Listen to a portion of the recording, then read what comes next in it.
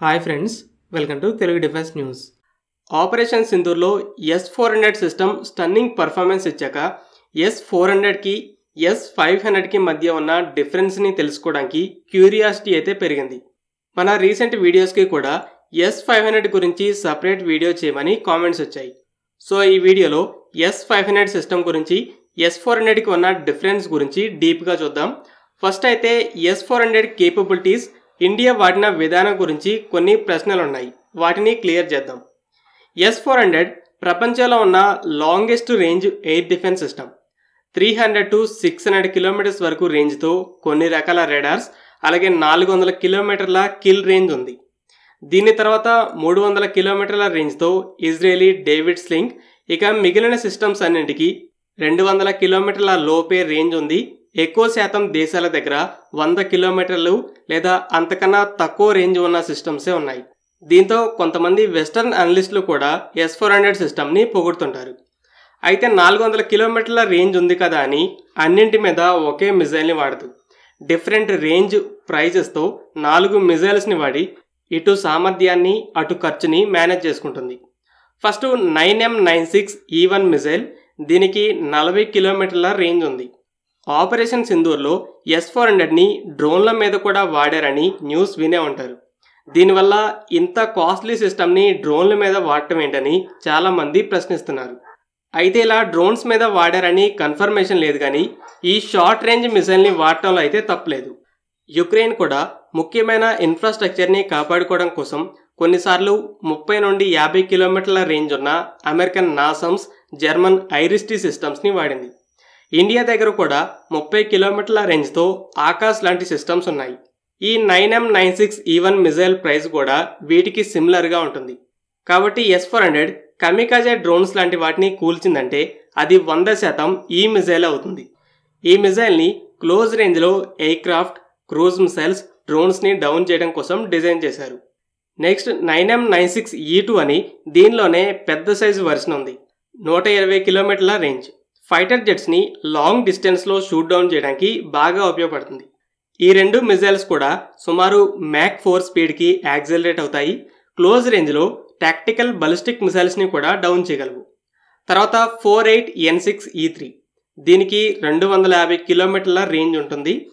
ఇది ఫైటర్ జెట్స్ని అలాగే కిల్ రేంజ్లో ఉంటే పెద్ద సైజు ఎయిర్క్రాఫ్ట్ని డౌన్ చేస్తుంది.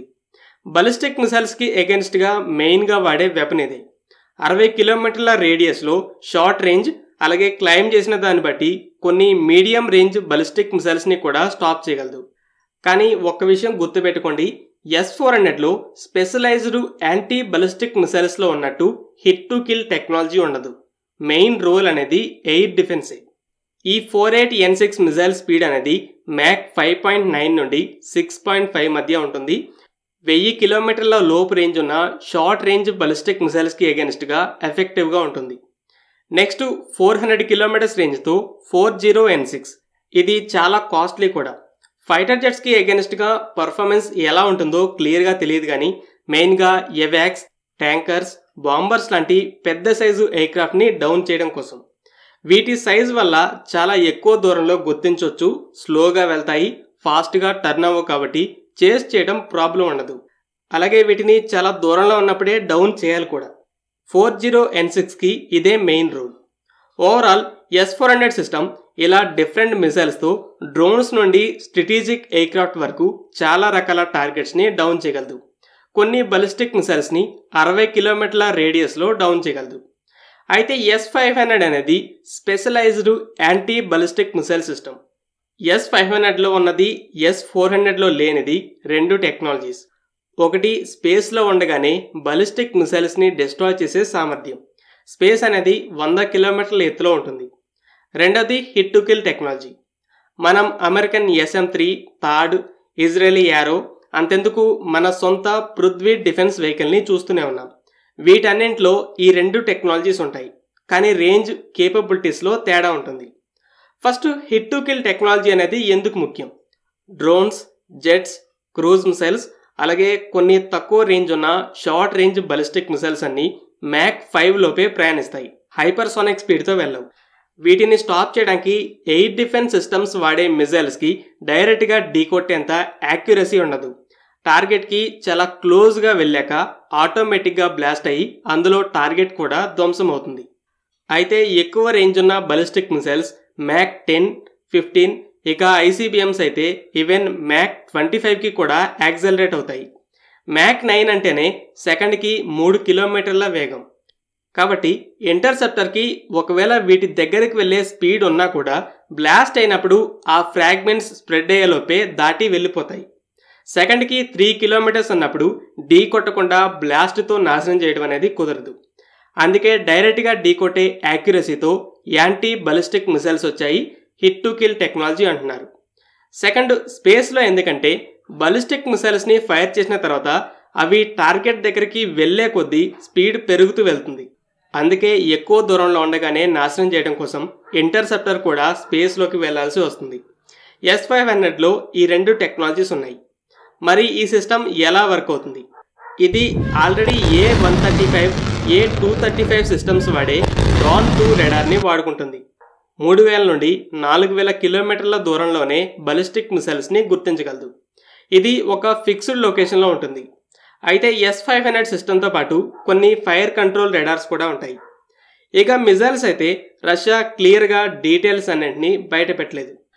వికీపీడియా ఏమంటుందంటే S500 బలిస్టిక్ మిసైల్స్ని 600 కిలోమీటర్ల దూరంలో, స్ట్రాటజిక్ ఎయిర్క్రాఫ్ట్ని 500 కిలోమీటర్ల దూరంలో నాశనం చేయగలదు.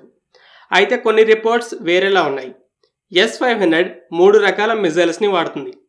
40N6M అని S400 వాడే దాంట్లోనే ఇంప్రూవ్డ్ వర్షన్. ఇది స్ట్రాటజిక్ ఎయిర్క్రాఫ్ట్ కోసం. ఎక్కువ శాతం రిపోర్ట్స్ని బట్టి దీనికి పర్ఫార్మెన్స్ ఇంప్రూవ్ అవుతుంది, కానీ అదే 400 కిలోమీటర్ల రేంజ్. నెక్స్ట్, బలిస్టిక్ మిసైల్స్ కోసం 77N6, 77N6-1 అని 2 ఇంటర్సెప్టర్స్ ఉంటాయి. అయితే వీటి గురించి 2 థియరీస్ ఉన్నాయి. ఫస్ట్, ఒకటి లో ఆల్టిట్యూడ్ అంటే లాస్ట్ ఫేజ్లో డౌన్ చేసేది, ఇంకోటి స్పేస్లో ఉండగానే డౌన్ చేసే long range interceptor. Second theory ఏంటంటే 77N6ని ఫస్ట్ డెవలప్ చేసింది, N6-1 అనేది ఇంప్రూవ్ చేసిన లేటెస్ట్ వర్షన్. ఈ థియరీని బట్టి S500 2 లేయర్స్ కాకుండా కేవలం హై ఆల్టిట్యూడ్లోనే డౌన్ చేసే సామర్థ్యంతో ఉంది. ఏది ఏమైనా రిపోర్ట్స్ని బట్టి 600 కిలోమీటర్ల దూరంలో 200 కిలోమీటర్ల ఎత్తులో బలిస్టిక్ మిసైల్స్ని డిస్ట్రాయ్ చేయగలదు. రష్యా ఐసీబీఎంస్ని కూడా స్టాప్ చేస్తుందని చెప్తుంది. అలాగే స్పేస్లో తక్కువ ఎత్తులో వెళ్లే శాటిలైట్స్ని కూడా డిస్ట్రాయ్ చేయగలదు. ఈ 600 కిలోమీటర్స్ రేంజ్ అనేది Prithvi defence vehicle arrow third కన్నా కూడా ఎక్కువ ఉంటుంది. రష్యా దగ్గర A235 అని ఇంకోటి ఉంది.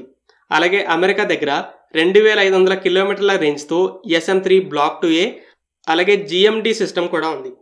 ఓవరాల్ S400 ఒక ఎయిర్ డిఫెన్స్ సిస్టమ్. చాలా రకాల టార్గెట్స్ కోసం డిజైన్ చేయబడింది. కొన్ని బలిస్టిక్ మిసైల్స్కి ఎగెన్స్ట్గా 60 కిలోమీటర్ల రేంజ్. అయితే S500 specialised anti ballistic missile 600 కిలోమీటర్ల రేంజ్లో స్పేస్లో హిట్ టు కిల్ టెక్నాలజీతో స్టాప్ చేయగలదు. అది కూడా అన్ని రకాల బలిస్టిక్ మిసైల్స్. మరి ఇండియాకి అవసరమా అంటే AD1ని 2 సార్లు టెస్ట్ చేసిన తర్వాత AD2ని ఈ సంవత్సరంలో టెస్ట్ చేయాలని ప్లాన్ చేస్తున్నారు. AD2 రెడీ అయితే S500 అవసరం ఉండదు. ఫ్రెండ్స్, ఈ వీడియో మీకు నచ్చినట్లయితే లైక్ చేయండి. అలాగే మరిన్ని ఇంపార్టెంట్ డిఫెన్స్ అప్డేట్స్ కోసం మన ఛానల్ని సబ్స్క్రైబ్ చేసుకోండి.